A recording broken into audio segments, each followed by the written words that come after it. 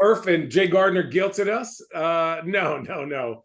I think it's hard for all of our schedules to align, and I think for us, uh, we've been wanting to come back as a group and really continue to support U of A and Tommy, and I think for us, obviously the fact that it worked out, the fact that there's going to be a really big football game too, and the fact that this team has pretty high hopes, I think it just all worked out. So we're pretty hype. I know I am, and I know Allie Clifton has never seen a real college campus, so it's good that she finally sees one. Yeah. No, I think for us, you want to lend, whatever your talents are post your career. There's guys like, Luke Walton and Brett Brillmeyer. These guys, they might come back and help coach and work with the players. Channing and I, we entered into kind of the entertainment space after our retirement. And so when they give us an opportunity to host and connect to the crowd and the team, that's kind of what we do now. And so for us to get an opportunity to come back and do it and also I think it's an opportunity to show guys when they do retire, there are great opportunities out there if you put some work in.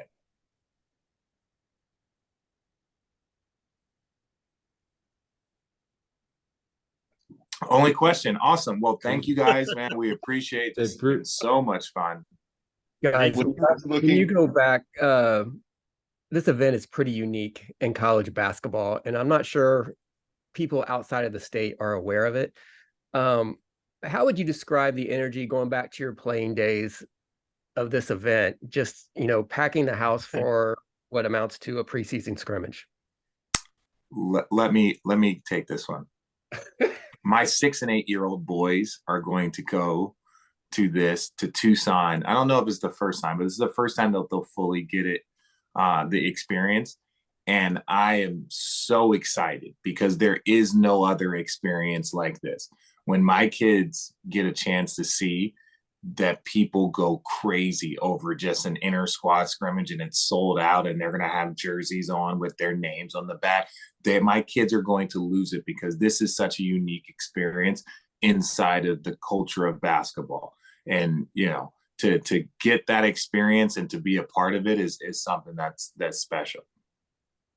I think it just shows you like how important U of A basketball is, not only to Tucson, but to Arizona. I think, it's easy to go to an Arizona-Kansas game, an Arizona-UCLA game when they're both ranked pretty high, but to pack it out and have the electricity and energy of like a red and blue game, like as a freshman, you see glimpses of it, right? You may go to a red and blue game, but like when I went to go see Richard, when I was a junior in high school, I was like, oh, this is the #1 team in the country. Of course they're going to go pack it out. But then we were like, I think my freshman year, we were supposed to be like last in the Pac-10. Yeah, it was something you guys were supposed to be trash. We were supposed to be, but we weren't. So fuck you. But like,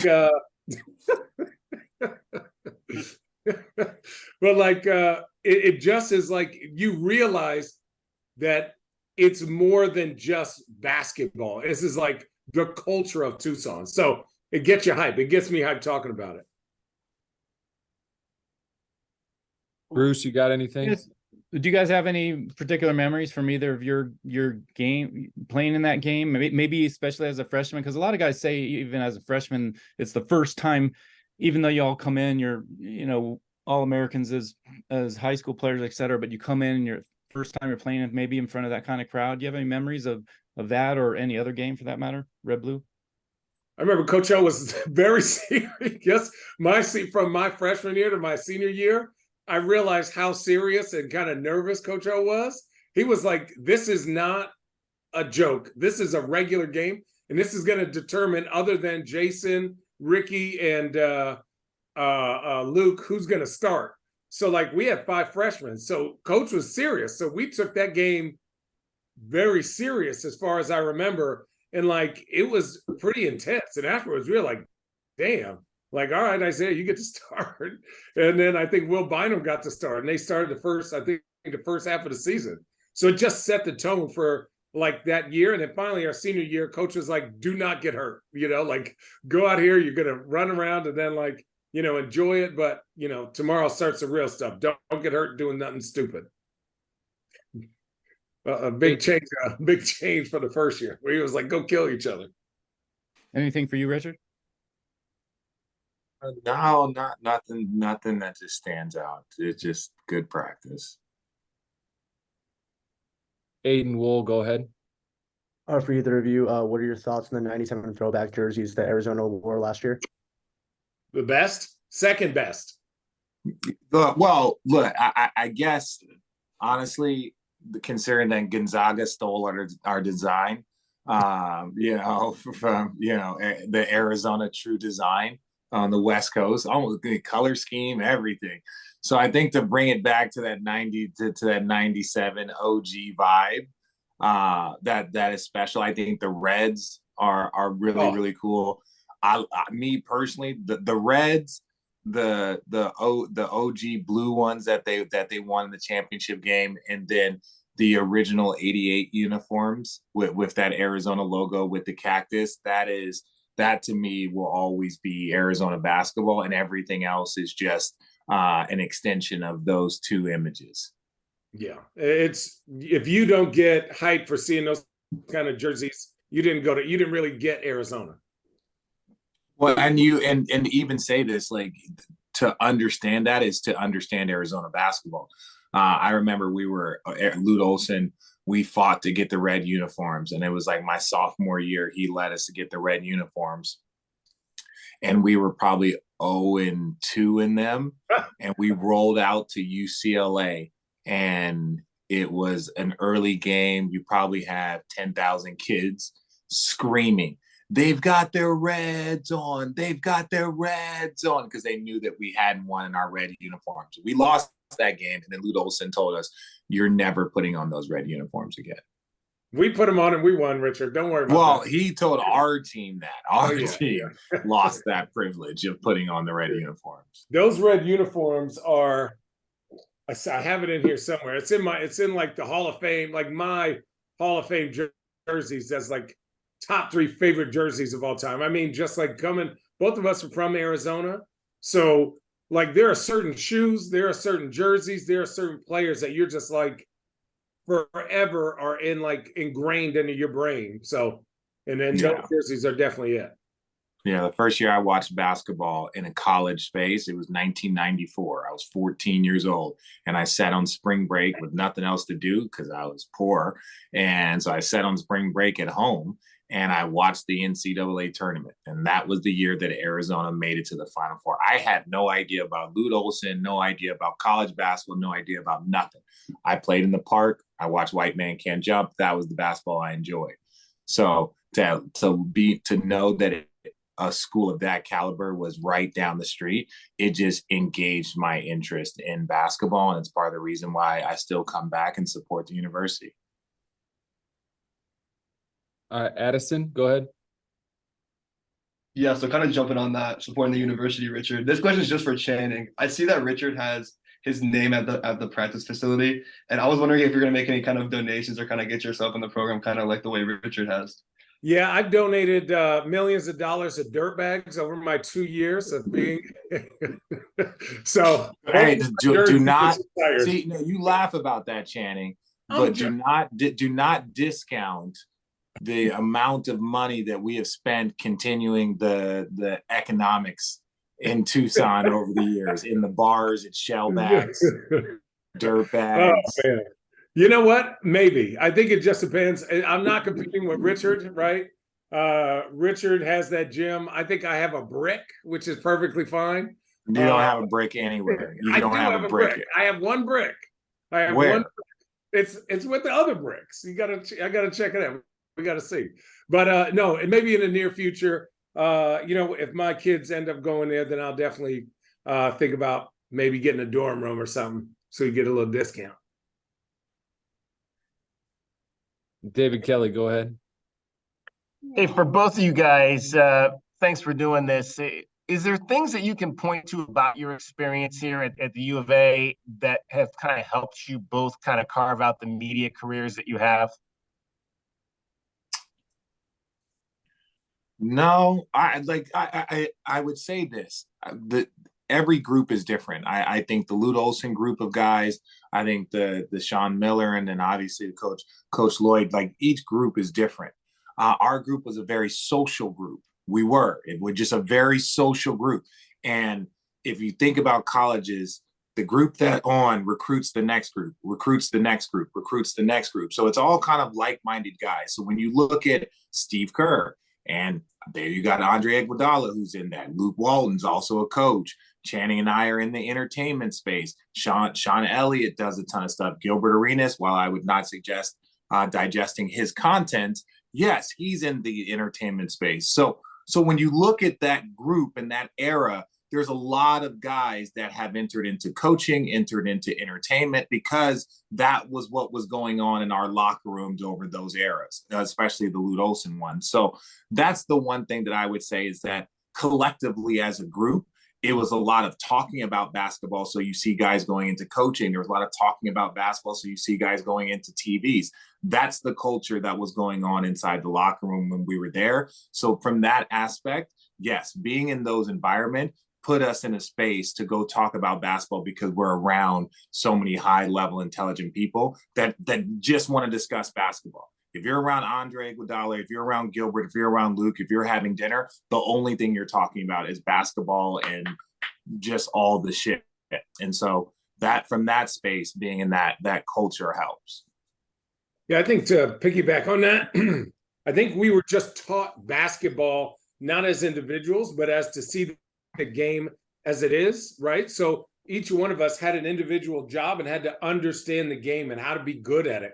And what that did was it allowed us to see the game from a fan's perspective, but also as an NBA player's perspective, right? Or those kind of guys. So for me, when I talk about basketball, why are you zooming in on your face, Richard? I was turning off the center stage thing. It's weird, and switching to gallery view. Like, and I know you're not going to allow my ADD to distract you when you're over here. Doing Sorry. Yeah, thanks, bro. Thanks. No, I just Continue. think if you really look at everyone, we're just students of the game. And so the way we talk about it is easy. It translates. Like Steve Kerr was doing TV before he was a coach. Sean Elliott's been doing TV for a long time. I forgot who's been doing radio for the Warriors for 30 years. Tom Tolbert, right? You look at all those players, and then you look at like Brillmeyer or Brazzi or Luke or all these other guys, obviously Steve, who are coaches now. We just Damon Stoudemire, Josh, Jack, like all those guys. Everyone just learns the game the right way. And so we just want to give back. And I think if we didn't have such a great time at U of A, really appreciate our opportunity, I don't think we'd be as committed to the game of basketball as we are. Channing would be the world's tallest accountant if he didn't go to Arizona. I have a math disability, so no, I would not. And I'm sticking by that. Okay, you would have been the janitor at the accounting place. I have back problems, which I can't be sweeping. Plus, I have soft hands. It's good for shooting. Ryan Hansen, go ahead. First of all, what's up, fellas? Good to see you. Rhino, what up, Julio? Looking skinny. What you doing, dog? You go vegan? Hey, back to my fighting weight, baby. He's still eating his wife's cooking. Hey, not sure if you guys have seen the schedule, non-conference schedule this year, but it kind of brings you back to the days of when you guys were playing, and it was murderer's row, especially Channing, your freshman year. And Richard, you remember playing Michigan State and at UConn, getting screwed at UConn. Talk to the nature. That's part of the Arizona basketball legacy, right? Is we play anybody, anytime, anywhere, and we're kind of back. Fucking talk that shit, Rhino. Let's fucking go. You give me hyped in this bitch. Yes. Where you want it. Come, whoever wants it. Let's go. Like that Lute Olson was like, you guys want to play at Kansas? You guys want to go to North Carolina? You guys want to go play at Duke? Yeah, let's go. Oh, we want to go play Illinois in the United Center. Let's sell that out. 2 top 5 teams in the country. We're gonna go to Chicago and play there. Yeah, damn right. Let's go. It sounds like fun, coach. But this is where I think the one and done, and we don't need to get into it. Having a one and done, you don't get that experience of like, oh, we've been into Kansas, we've had to go here. You might get that in a single year, but your freshman year, your eyes are really big. Your sophomore year, you're like, okay, I understand this. Your junior year, you're like, oh, fuck, let's go. So, like, that's where the maturity used to happen in basketball, and you used to get better, and you used to develop, and you used to understand these moments. But that's also why you would get so many guys that would go to Arizona and know how to contribute at a high level. I always joke that, look, Lute Olson, Iguodala was going to make it to the NBA. Mike Bibby was going to make it. The fact that Lute Olson could get the Channings and the Tom Tolberts and the Sean Rooks and could get these guys to have 10 plus years, the Luke Waltons, 10 plus years in the league, that just goes to show not just the level of basketball that's taught, but the level of competitiveness that was going on in that locker room, and we're put in the position on the court. So for me, it's play everybody, because that, it doesn't even matter if you're losing them. Play it, because there's going to be one year where, you know, you got the seniors and or the juniors and you're whooping one team's ass. The next year you got the freshmen and you're getting your butt whipped, but your freshmen learn some lessons. You know, so there's a lot to be said, even in the losses in those moments. But high competitive basketball, that's why I went to Arizona. Yeah, I think a lot of people like that being number one all season thing. That's not what you go to Arizona for. You go to Arizona to have an opportunity to go to the Elite Eight, the Final Four, to win a chip. But I know we haven't been there for a while. And so I think preparing. Since Richard's team. Actually, since Elite Eight, since my team. But that's all right. Fuck you, Richard. Listen, so to compete, to put those guys in that position is better for them over the long run. It's better for the team to say, oh, well, we went to Kansas and played Kansas. Like now during the tournament, if we got to play, you know, Texas and San Antonio, that's nothing. Right? You're not even fazed by that. You're excited by that. So number one, I think it's great for TV. And number three, number two, I think it's great for the tournament. Because during the tournament, you're like, man, we've already seen it. Whether you're the 4 seed, 7, 2, whatever it is, you've already been battle tested. Wait, Chang, did you guys win the preseason in IT? I can't remember. Well, I look, I'm crazy, so I remember. But we won the Maui Classic, we won the preseason in IT. And it's like you're playing against, you know, North Carolina, you're playing against Kentucky, you're playing against Illinois. Like these are the teams, Notre Dame, you know, these are the teams that you want to play against. And we would start the season with those. And I know those tournaments still exist. There's no difference. But we used to start with the preseason in IT, and it was like it made preseason practices more intense. We can't mess around these first two games when you got to play Kentucky in the finals of the NIT potentially in 2 weeks. So it was putting that schedule in, just seeing that on your schedule made those preseason practices and the red and blue game and all of these things matter something, because, you know, we all wanted to make it, and you knew that there was going to be a list of teams that were waiting and everybody was going to be watching. Bruce, go ahead. Hey, Richard, you talked about, you know, the way you guys kind of carried things forward, you know, from cohort to cohort or whatever in the Lute era. I know you didn't necessarily play with Shannon. I was just curious if you remember getting involved with his recruitment back in the day, and how y'all kept that friendship up, how your friendship grew over the years, because obviously, you know, playing with the Cavaliers and starting this podcast and all that, it seems like you guys have grown pretty tight. We were just both from Phoenix. You know, it was pretty simple after that. Bibby, you know, there's not many Phoenix guys. So after that, we just, you know, we all still maintain relationships. Jared Bayless, all of those guys. Yeah. How about, like, you know, I mean, were you guys, you know, into your NBA careers, were you always close, or did it really grow when you played with the Cavs? No, since high school. We went and watched him play in the state championship game. Yeah, after we recruited. Yeah, I committed. I literally committed my junior year. I went on one official trip or one unofficial trip. I saw, you know, Richard and Gil and Jay Gardner and Luke, and was like, yo, I got to come here. Jay John said, well, unless you commit now, we're going to go get Jamal Sampson or Tyson Chandler or those guys. And I said, no. So I went to the media the next day and said, hey, I'm going to Arizona. And then once I like kind of sort of signed those papers, Coach O sent me the real workout sheet, right? Which was like, yo, get better quickly. But it made me who I am, right? It was like putting the pressure on myself to live up to the expectations of what was happening at U of A is just something that I always kind of enjoy. And then having to deal with Richard consistently is just something that is like, it's like having a mole on your neck. It's like you can't get rid of it, but now it's part of you. All right. Aiden, go ahead. So there's a little criticism, I guess, by other U of A alumni when Tommy Lloyd was originally hired as head coach. I was just wondering, for either of you guys, what would you say his progression, your thoughts of his progression over his 3 years as head coach so far? I got this. Aiden, what was the criticism?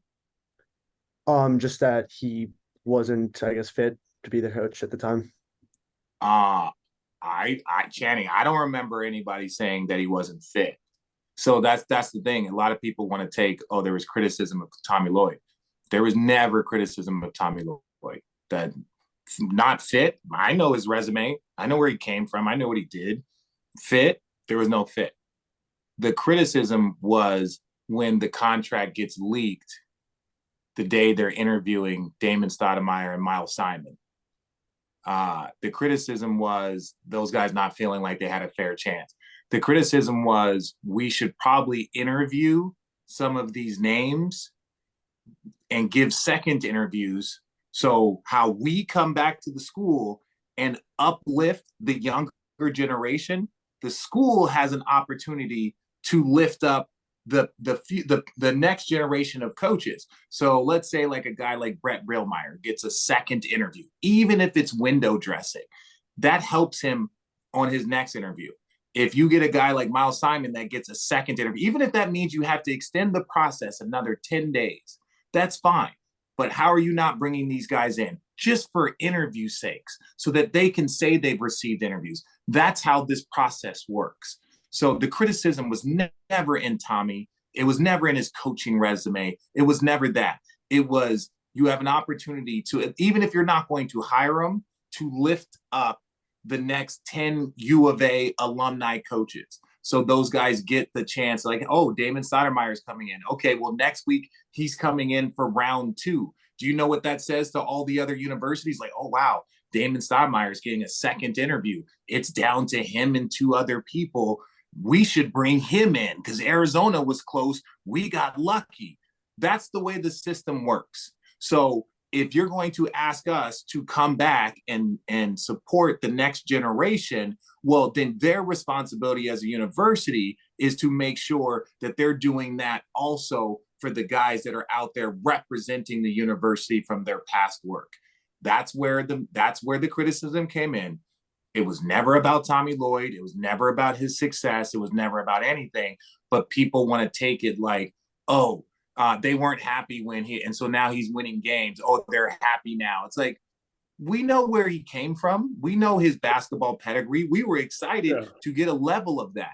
The criticism was purely based off of how the process went, how the coaching search should have gone, in my opinion, that would have benefited guys in our Arizona tree, even if they had 0 chance of getting the job. That's the way you should do it. And let's just say this. The people on that list are more than qualified to coach anywhere in the United States Division I, some of the best schools. Damon Stoudemire just went to the Eastern Conference Finals 2 years ago, and now is coaching at Georgia Tech. Look at Jack Murphy has coached his thing. Brett Brillmeyer's coached under Popovich. You look at their resumes, it's just out of I won a championship. We both won a championship with Brett Brillmeyer.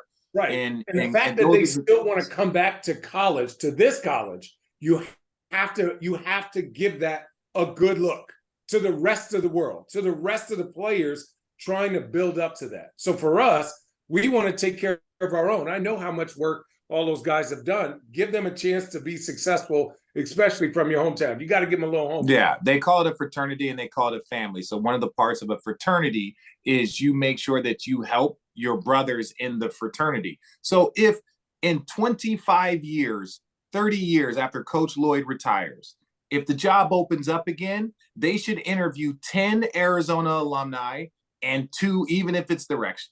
Then you narrow it down to 5 Arizona alumni. And then whatever. But that's how you allow these guys that opportunity to say that I was a part of this. And for people that aren't familiar with the coaching thing, getting an interview as a coach, there's a presentation that you have to make. And the more you practice that presentation, the better you get at it, the better chance you have of getting the job.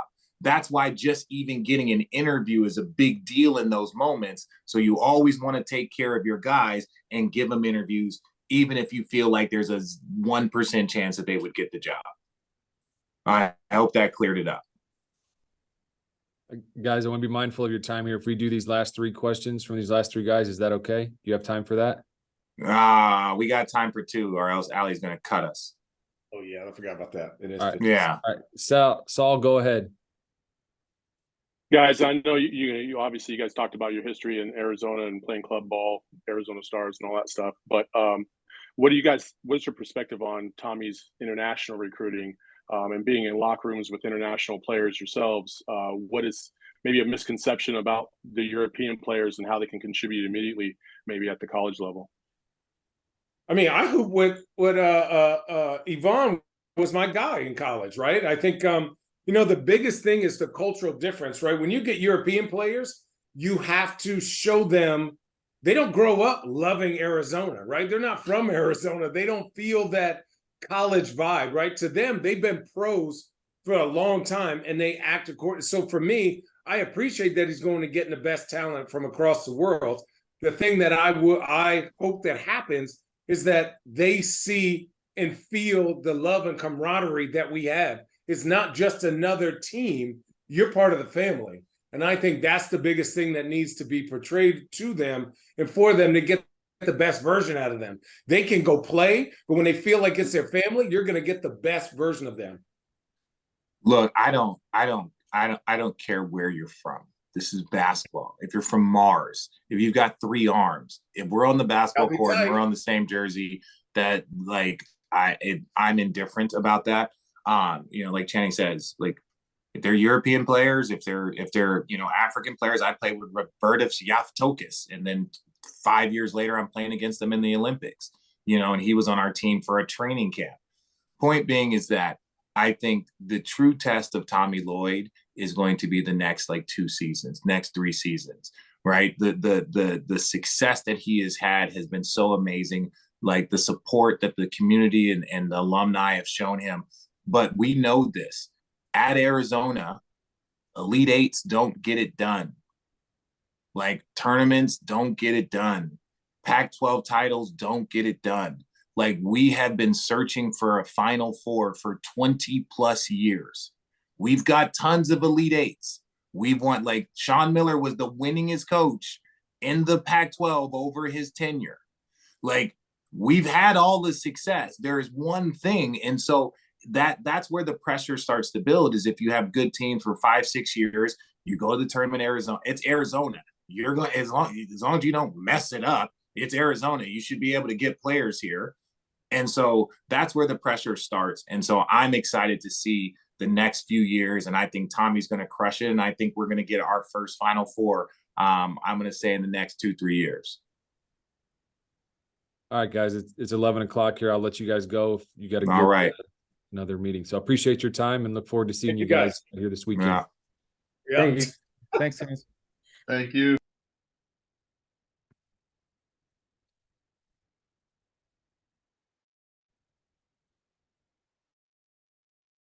That was you.